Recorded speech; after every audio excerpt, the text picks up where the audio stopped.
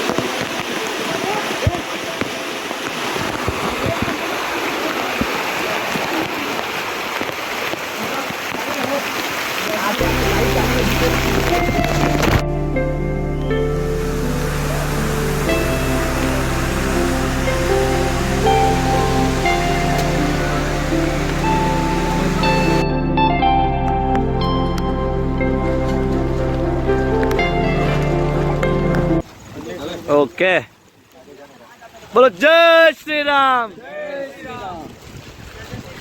અમે નાસિકમાં રામઘાટ ઉપર આવ્યા છીએ અને ગોદાવરી નદી એકદમ ફૂલ અહીંયા સુધી, નીચે સુધી આખું જઈ શકાય છે, પગથિયા છે, પણ અહીંયા સુધી પાણી આવી ગયું છે। અને જોવો તો કે તમે વરસાદ સવારથી લઈને સતત ચાલુ છે।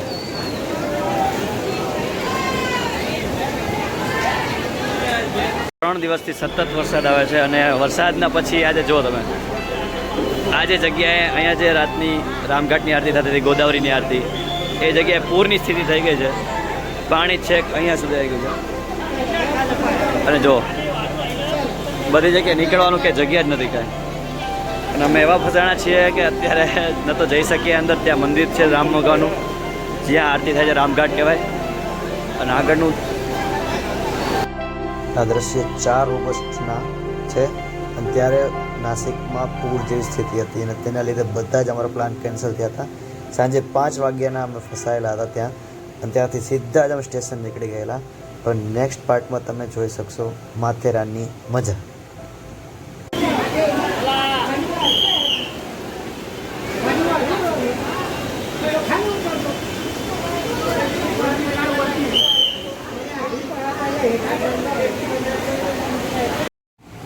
મળીએ નવા વ્લોગમાં માથેરાનની વાઇબ સાથે। Thank you.